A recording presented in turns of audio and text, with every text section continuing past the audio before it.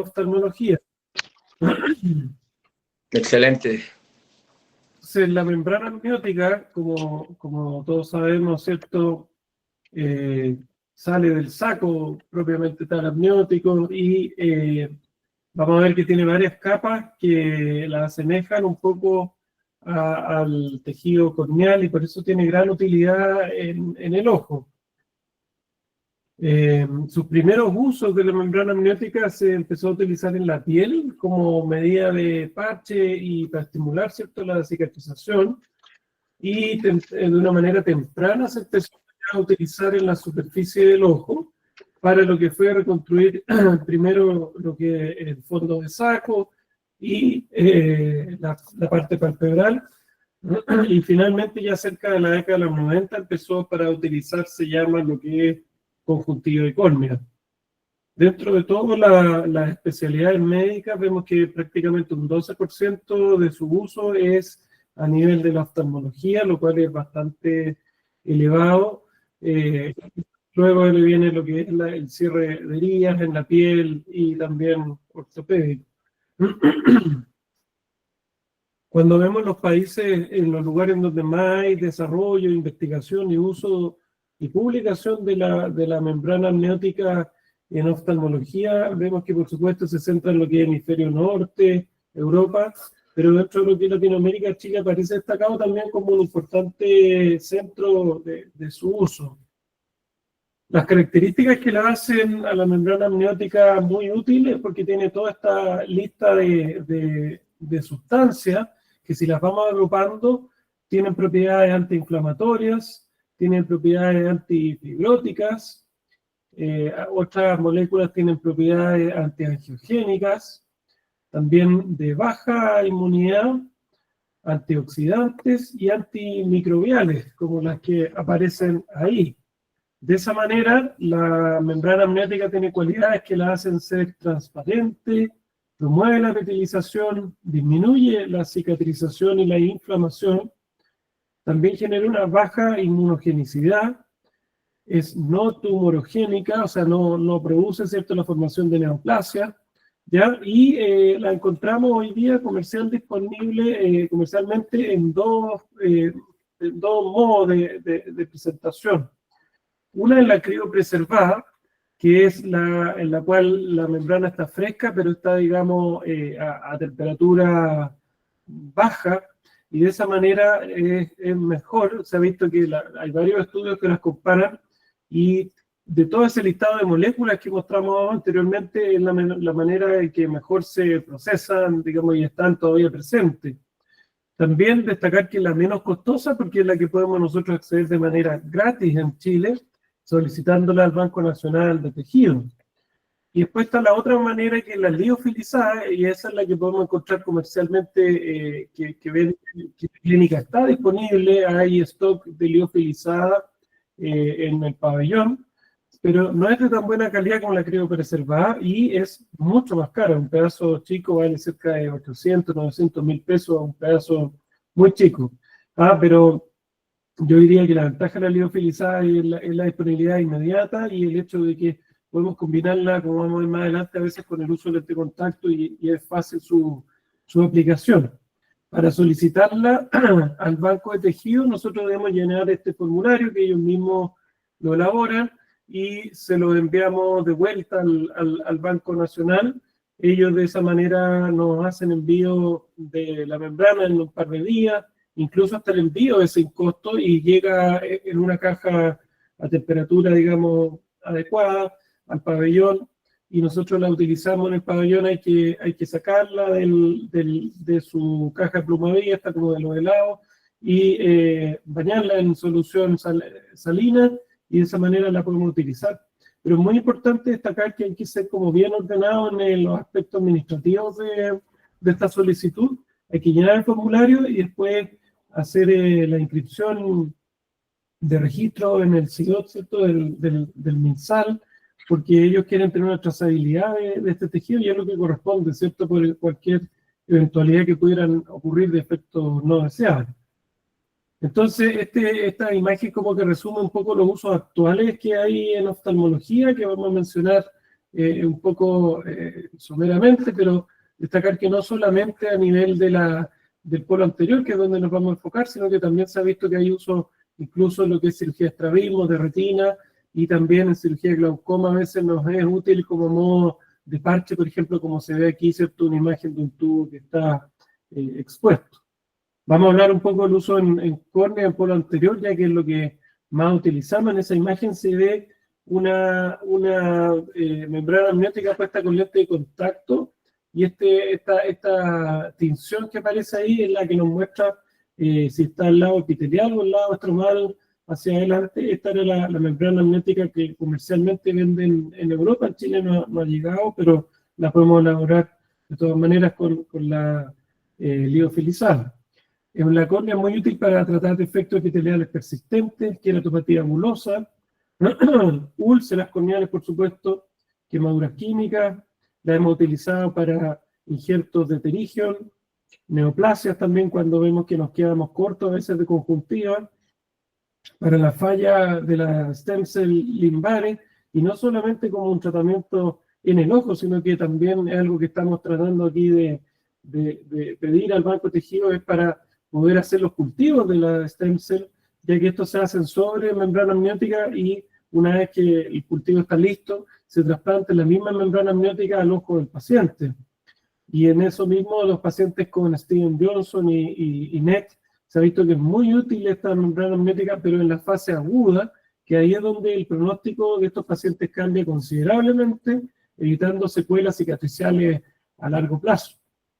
También puede ser útil para el tratamiento de conjuntivo Chagas, si vemos que hay muy poco, digamos, manera de corregir. Ahora, en general, su uso no es muy útil en esa enfermedad, ya que generalmente queremos sacar de exceso, pero cuando hay casos cicatriciales asociados podría ser útil.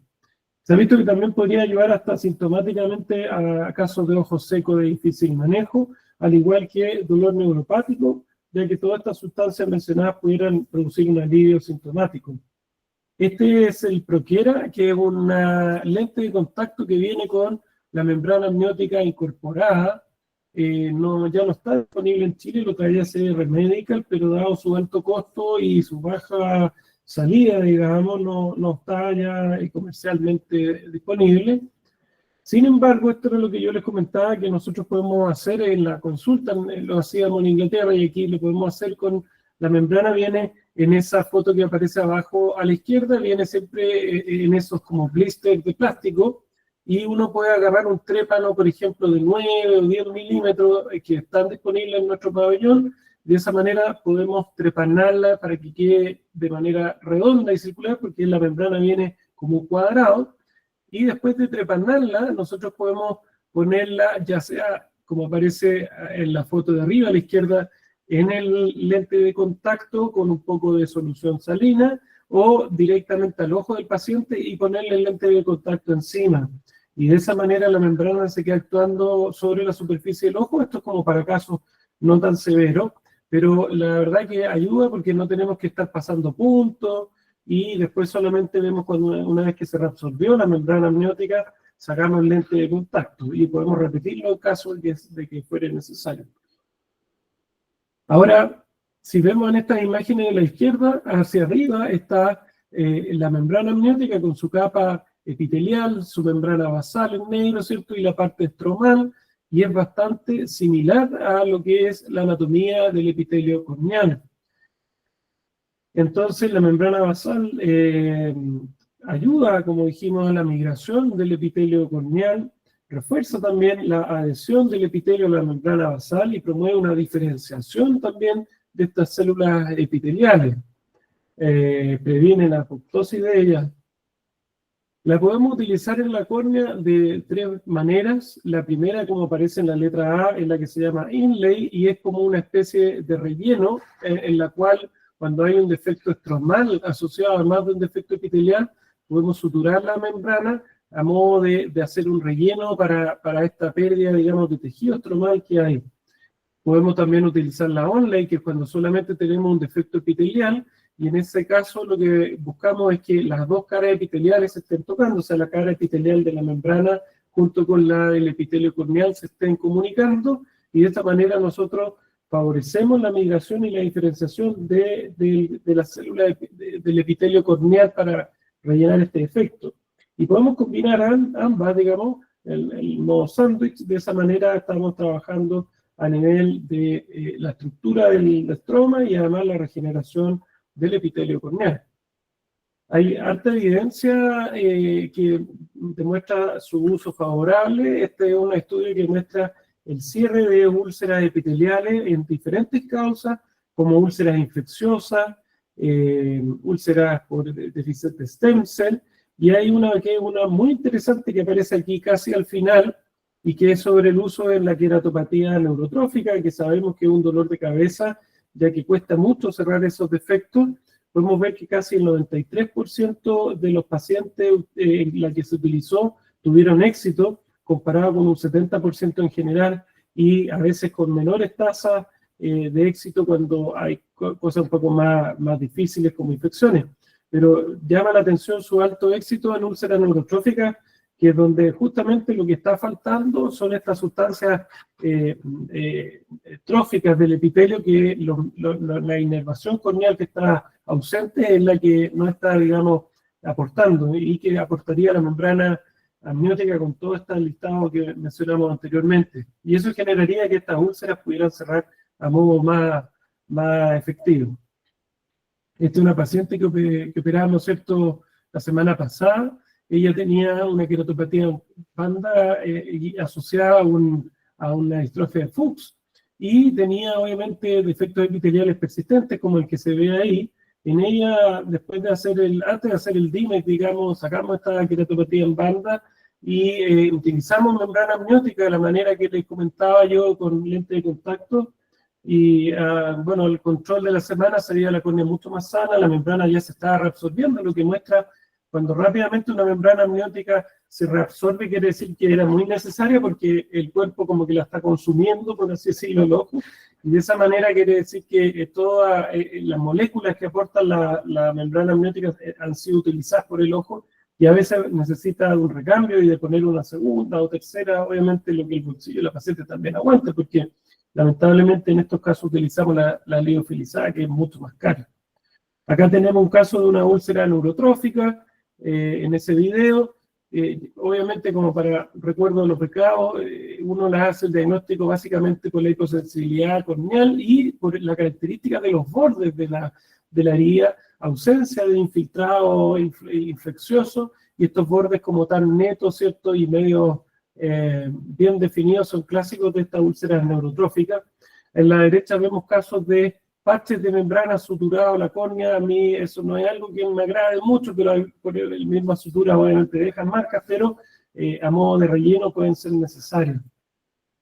Este es un estudio muy interesante que también muestra la utilidad en casos de pacientes con síndrome de Stevens-Johnson, en los cuales se utilizó en etapa aguda y se comparó con un grupo de pacientes manejados sin membrana amniótica, y vemos que en todas las tablas que hablan de pronóstico, de calidad visual y de calidad de la superficie ocular con pruebas de ojo seco, el grupo, digamos, que es la segunda columna, que se manejó con membrana amniótica versus aquellos que se manejaron solamente con terapia de lubricación y corticoides, el grupo de membrana amniótica mostró mejorías importantes en cuanto a calidad de superficie y en cuanto a agudezas visuales finales en estos pacientes. Este es un caso que nos tocó atender en el hospital militar. Es una niña con un Stevens-Johnson y, como vemos, está en su fase aguda y está hospitalizada, y rápidamente nos llaman de pediatría porque sus ojos se empiezan a poner rojos, inflamados. Por lo tanto, no dudamos ni un día y pedimos membrana amniótica al banco tejido, y aquí la estamos nosotros cortando. Viene en una malla, con dos mallas, la negra marca la cara epitelial, y lo importante en estos casos es suturar la membrana en toda la superficie del ojo, desde la línea gris de las pestañas hasta la próxima línea gris. No sacamos nada poniendo la membrana, digamos, solamente en la córnea. Acá lo que tenemos que tratar es, ¿cierto?, esta cicatrización que se está produciendo en el borde libre del párpado, que es la que produce la inflamación en la superficie y la que va a producir a largo plazo déficit de stem cell. Entonces, nosotros queremos evitar eso, y a modo de protección de la superficie del ojo, suturamos esta membrana amniótica y hay que suturarla desde fuera, digamos, del ojo en sí. Es muy importante trabajar con la malla de la membrana, esa negra que se ve ahí, hay que tratar de sacarla al final, porque de lo contrario la membrana amniótica se vuelve como una sustancia gelatinosa que es muy difícil de manipular. Hay que también estar irrigándola constantemente, ya que se seca sin irrigación, y al secarse se puede romper y nos cuesta aún más su manipulación. Utilizamos también estas mangueritas que las cortamos por la mitad, y de esa manera pasa el hilo a través de ella y no cercena la piel del párpado o la misma membrana amniótica, que es bien delicada. Entonces, esas jeringuitas cortadas por la mitad son bastante útiles. Yo sé que nuestros colegas oculoplásticos las usan también para la cirugía de párpado, y así uno puede anudar, por ejemplo, como vemos ahí el tejido en la misma manguerita, ¿ah? Y ahí estamos poniendo un conformador. Este conformador también los venden hechos o lo podemos fabricar de una bajada de suero, ¿ya? Y es muy importante porque digamos, anillo de Symblepharon actúa dejando que la membrana llegue hacia los fornix, y de esa manera no se generen tantos Symblepharon. Hay que suturar abajo y luego arriba. Una vez que ya la membrana pasó, ¿cierto? Suturamos arriba y finalmente así vemos cómo quedó el paciente. Fíjense que las pestañas están cubiertas por la membrana y está ya en sus dos ojos, digamos, con la membrana puesta. Y la paciente en la recuperación podemos ver que efectivamente ya no presenta inflamación ocular. Sin embargo, su superficie es algo que hay que estar atentamente controlando. Muchas veces los oftalmólogos tratantes de ella me han contado que tienen que estar a veces dejando lentes de contacto, constante lubricación y corticoides de superficie si es que es necesario. Pero es una paciente que ha evolucionado bastante bien y sin secuelas graves. Estos casos son súper emblemáticos porque los pacientes que tienen Stevens Johnson cuando están en la fase aguda están siempre hospitalizados en unidades intensivas, y obviamente están con riesgo vital porque son considerados como grandes quemados, pero una vez que responden a la terapia intensiva, los pacientes son dados de alta y caen con nosotros, con los oftalmólogos, y ahí es donde empiezan sus secuelas permanentes, que son cegueras, porque pierden su stem cell limbares. En Chile no tenemos un tratamiento aún definitivo de cultivo, de implantación de stem cell limbares. Nosotros, como muchos saben, estamos trabajando en eso en la USACH, estamos haciendo cultivo de stem cell de las mismas córneas que trasplantamos en la clínica. Los rebordes dejamos a veces una mitad acá en la clínica para uso de parche escleral, y la otra se va al laboratorio de nanotecnología de la USACH, donde estamos trabajando con la facultad de posgrado, estamos haciendo cultivo, pero es algo que todavía no está 100% listo como para poder usar en estos pacientes. Y la manera en que podemos evitar de que los pacientes terminen con stem cell limbares y con pérdida de visión permanente es utilizándola en fase aguda. Así que es súper importante nuestro rol de oftalmólogo en ese momento. Acá hay otros casos, estos son todos pacientes acá en la clínica. Este es un paciente que tenía, ¿cierto?, un problema crónico de la superficie con vascularización corneal y con formación de nódulos de Salzmann que le generaban astigmatismo irregular. Y obviamente si uno saca el nódulo de Salzmann pero no mejora la superficie ocular, este nódulo se vuelve a generar. Entonces lo que nosotros hicimos fue sacar los nódulos que aparecen un poco acá superior y hacer esta queratectomía. Después de eso suturamos una membrana amniótica y el paciente en el postoperatorio, por lo menos el epitelio corneal estaba mejor y le mejoró la visión, le bajó su astigmatismo irregular.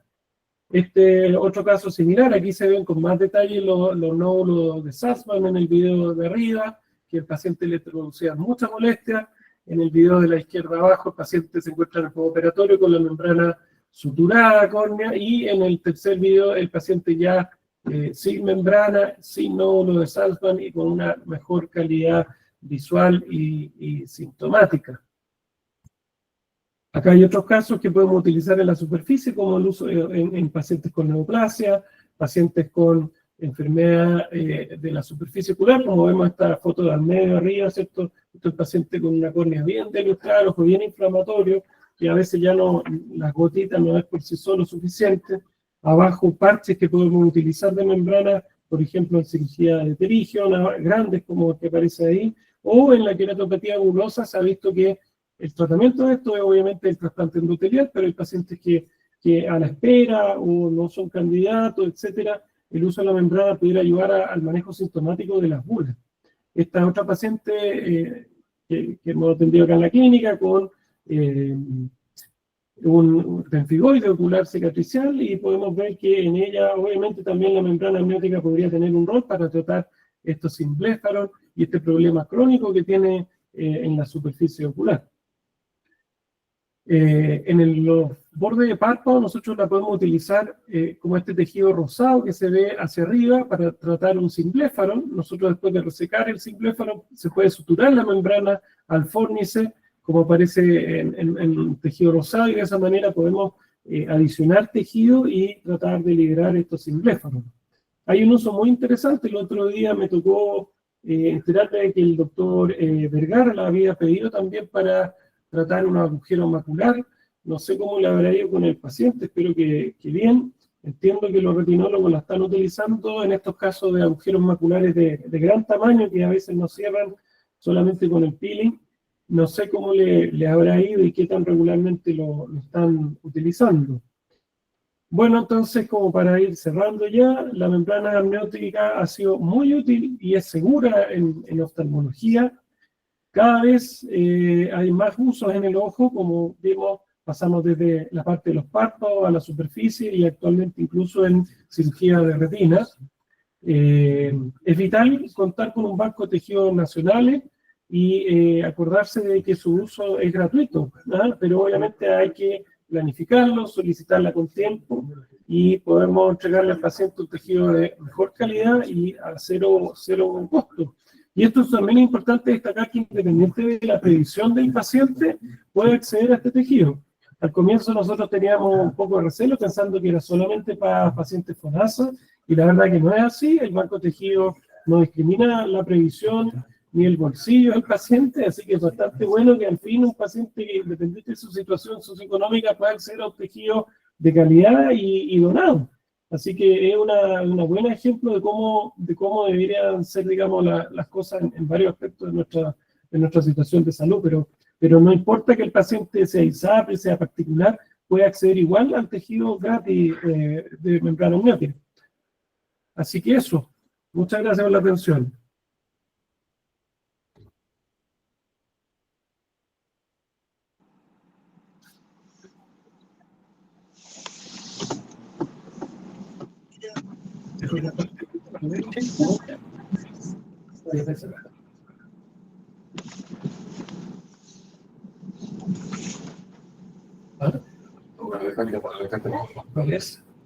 Aldo. ¿Ellos saben qué diga? Sí, ¿Me escucha o no? Sí, doctor Donoso. Hola, ya que nadie comenta. No, felicitaciones, Osvaldo, muy interesante, muy bien tratado el tema. Es un tema que hace tiempo ya lo hemos manejado.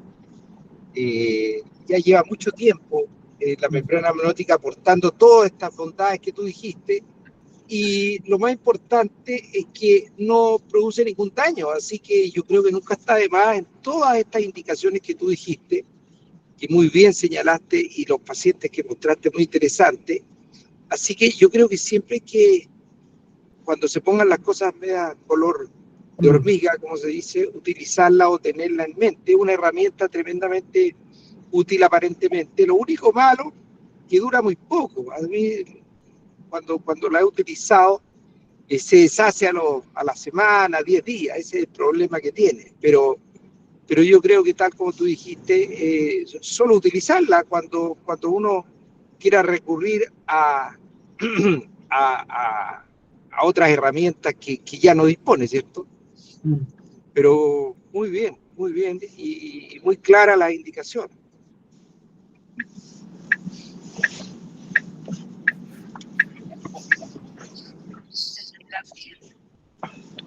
¿Aló?